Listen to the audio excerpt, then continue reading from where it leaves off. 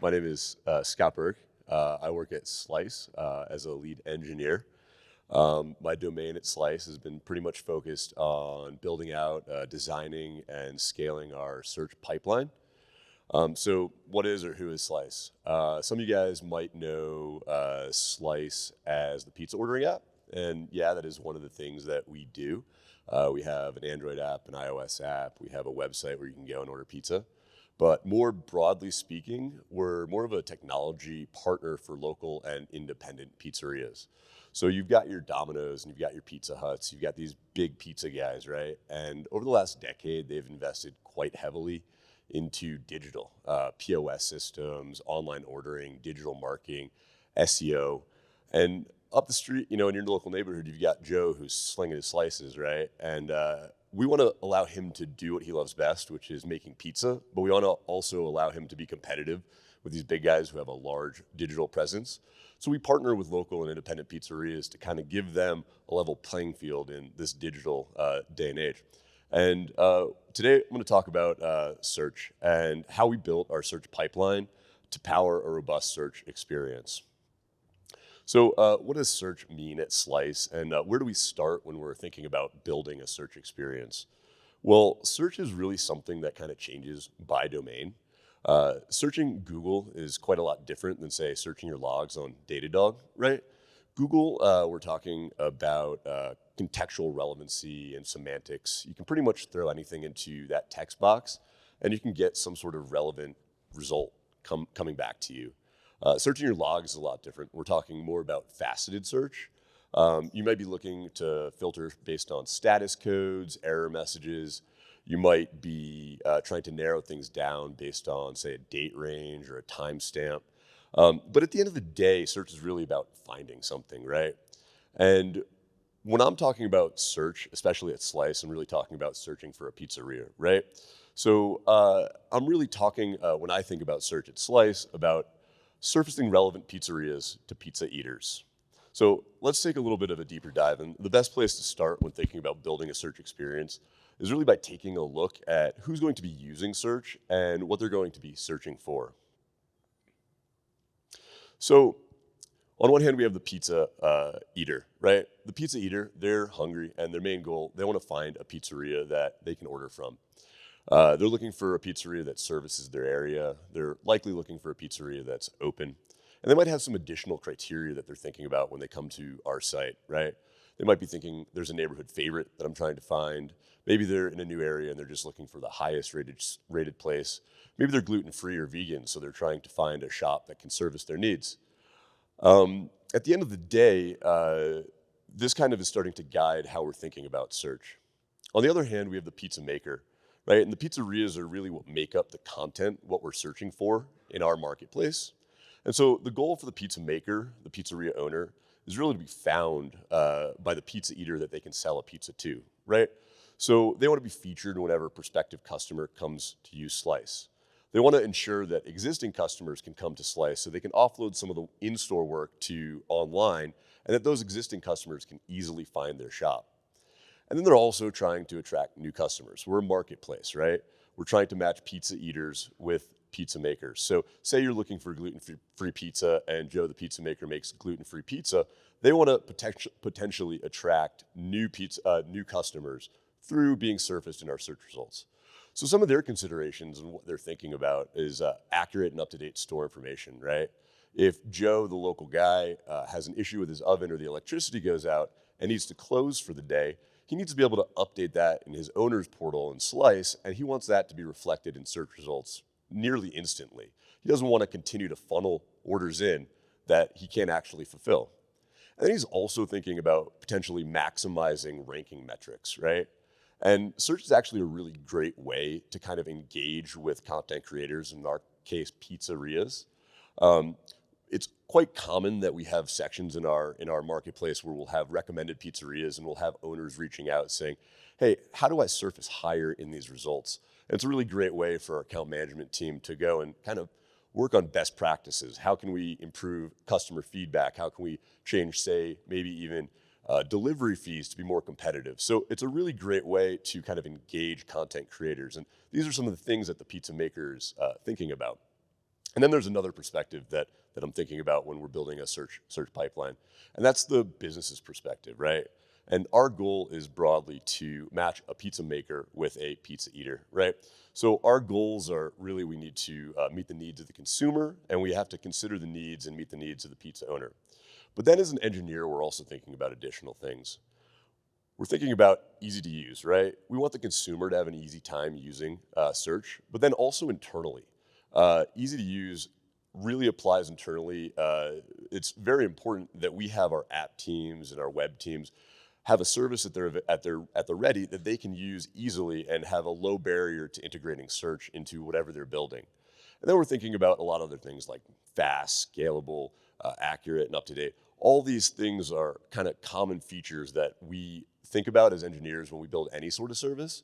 But with search, it becomes really paramount because with search, it's really the gateway to the consumer experience for Slice. Without search, you really can't get to a shop to order. And if that shop appears closed or if there's inaccurate information, you're really degrading the trust of the consumer as well as the pizzeria owner. So these are things that we're thinking about when we build search. So why is this important? As I said, this helps to guide what we build and also how we build it, right? Thinking about some of these things like pizzerias in your area, things that are open now, we're starting to realize that geo queries are going to be of high importance. Providing relevant filters so people can really navigate and find what they're looking for easily. Mechanisms to rank and sort, real-time updates, all these things are things that we're thinking about as we set out to build search. So what goes into building a search platform to service these needs? Well, at the core of everything is the search engine. In our case, we chose Elasticsearch, and AWS hosted Elasticsearch at that. There are a number of options for search engines, but Elasticsearch had a number of key features that were really attractive for us. It was fast, it scales really well, especially when it's hosted in AWS. There's tons of out-of-the-box functionality and fine-tuning and configuration that you can do. And then it really excels at faceted search as well as text search. And when we talk about faceted search, we're really talking about filters, things like, is this shop open? It's either a yes or a no. Whereas text search, we're starting to get into relevancy. You throw in a term into a search box and we're trying to assume, hey, we're looking for something around us, so we need to take into consideration location and how well do the things that we're indexing in our search engine, how well do they match the provided term? And we're also, Elasticsearch also really excels at real-time updates. We can throw updates at Elasticsearch, they can be ingested and they can appear in search results nearly instantly. And then on top of that, Elasticsearch really has great support for geo queries. So when we're thinking about Elasticsearch today, we can think of it broadly as an index, and in that index we have documents. In our case, we have a shops index, and the documents correspond to a shop. So one shop per document, or one document per shop. So we've got our search engine, right? And we've got to get data into that search engine. So in the beginning, when we started to build this search pipeline, we just had admin. Admin was a monolith, and it was kind of the gateway to most of our data. We needed a way to get data out of admin and into Elasticsearch. And we understood that the business was starting to grow and that the engineering team was starting to scale. So we chose a message-based approach. So we have admin publishing messages to RabbitMQ. And then on the other side, we built workers, and these workers would consume off of RabbitMQ, persist the data into Elasticsearch. Now, we were indexing a lot of different attributes. Some are used for display purposes, others are important for filtering and sorting, and then still others are important for experimentation and logic purposes and business logic purposes.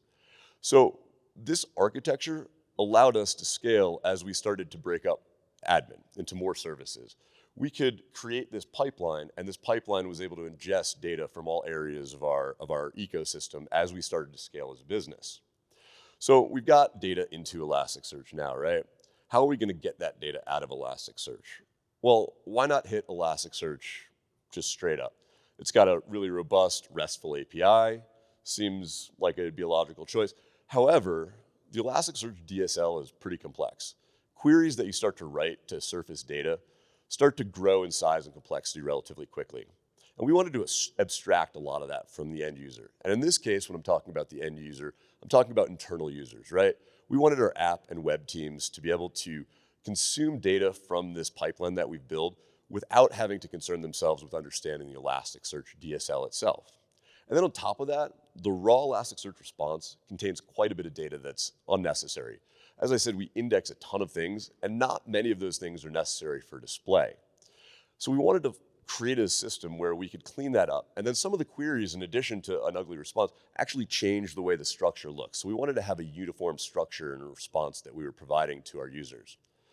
So we built Search Service. Search Service sits in front of Elasticsearch and helps us abstract away that complex query DSL, and then also clean up the response so that anyone who's consuming these search results has a consistent and predictable response that they can take away.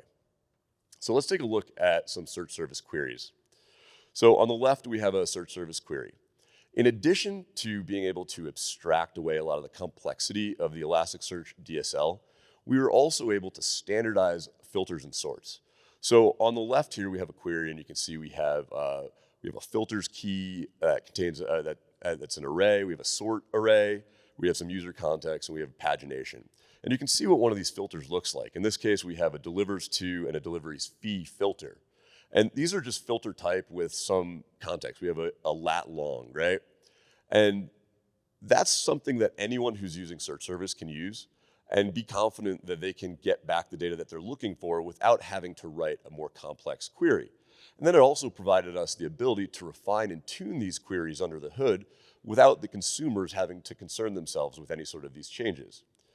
So let's look at what this query looks like when it actually hits Elasticsearch. It comes from whoever it's the app team. It hits Search Service. We do some transformation, and then you can see here in this Datadog trace here, Datadog does a really great job of actually allowing us some insight into these queries as they're hitting Elasticsearch. So you can see what we have on the right is significantly more complicated and complex, and it's a lot longer than what we have on the left, right? It's not the sort of thing that you'd want to just write on the fly. So what's going on here? Well, we're actually applying additional decoration and query expansion. Query expansion is actually a pretty common technique where you take things that you know about the user or any other relevant contextual things and kind of decorate the query to provide more relevant results. So what are we doing in this case, right? Where does this query get exploded into such a long and large query? Well, one of the things we're doing here is we're checking for openness in the next opening. We index shop hours. So shop hours allow us to know when the shop is actually going to be open. So at search time, we can go and execute things against Elasticsearch that can calculate, hey, is this shop open? Is it not? Well, okay, when's the next opening? We're also starting to parse delivery zones and determine correct delivery fees. We have a lat long from the user that's searching, and we have delivery zones from the pizzerias that are an array of lat long coordinates that form a geo shape. So we can apply additional things to our query so that we can determine, hey, is this shop within, or is this user within the shop's delivery zone? And then on top of that, we're also pulling out current ETA. Initially, when we built this pipeline, shops had pretty much a blanket ETA. It was like, hey, we deliver pizza in 40 to 55 minutes. However, our data science team, using a lot of historical data, was able to build schedules for us that reflected more accurately the actual delivery times that were, say a Friday night versus a Monday morning. You have drastically different delivery times. So we were able to publish schedules as an array where each position in the array corresponded to an hour of the week. So at any given time, at query time, we could go and say, hey, it's the 150th hour of the week. What's the appropriate ETA for right now? So now that we know how data is getting into Elasticsearch and how we're surfacing that data, let's take a look at where we're using search. And the most obvious place is in our app where we have free text search capabilities. And then we also have faceted result sets. So we provide the ability in our apps to, hey, say we want to search for Joe's or Brooklyn's, and we take the known lat long, and we take your search term, and we try and figure out, hey, how relevant are these results? And we try and provide you with the most relevant result set. And then we're also applying multiple searches to create different facets to guide the user on their journey. So we might be looking at recommended, deepest discounts, highly rated, fastest. So this is where we're using search in the app. On the web, we're doing a very similar thing.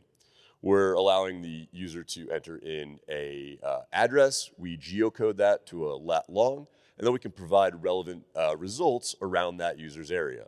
And then on top of that, we have similar facets that we can filter and narrow down our results for.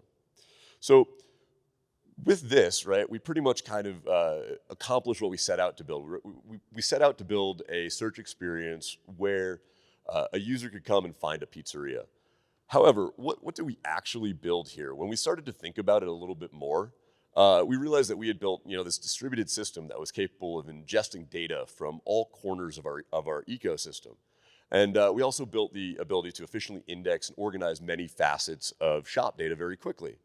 And then we also, on top of that, built a low latency scalable system for surfacing that data using consistent and uniform queries.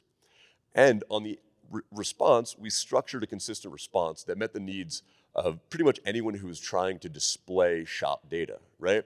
So we started thinking, what else can we do to take advantage of this? And you can see in this Datadog graph here, where what we initially set out to build was something that our app and our web teams would start consuming from, but we can see that we have a lot more services that have grown to start adopting search service. So one of the things that we initially decided that we could repurpose a search service for was marketing use cases. So by opening up some marketing functionality, we were able to have campaigns that could consume search results, right? Sending an email with, hey, come buy some pizza, is a lot more effective as a call to action when you're actually presenting some local favorites, right? So on the fly, we were able to build user-specific content for these marketing campaigns. Then we realized that we could also start to generate SEO landing pages. We have an SEO engineering team, and what they were able to do is hijack some of these queries that were being input into Google and produce landing pages with real-time, on-demand, location-specific content, right? So if you look at the page on the top left, right, top pizzerias in blank near you, Denver, Colorado is just a city and state that we can throw at our search engine with a nice city and state filter to get relevant results. We also started indexing a number of things that were related to taxonomy. Our data teams were able to produce traits that we would consume through this pipeline. So New York pizza near me suddenly becomes a landing page, New York pizza in Denver, right? We could use a cuisine type filter, New York style pizza, along with a city state pizza to create that facet. And we could display that and generate this content in real time. So in addition to that, we started to actually think about, well, okay, so these are just ways that we repurpose search results content, right?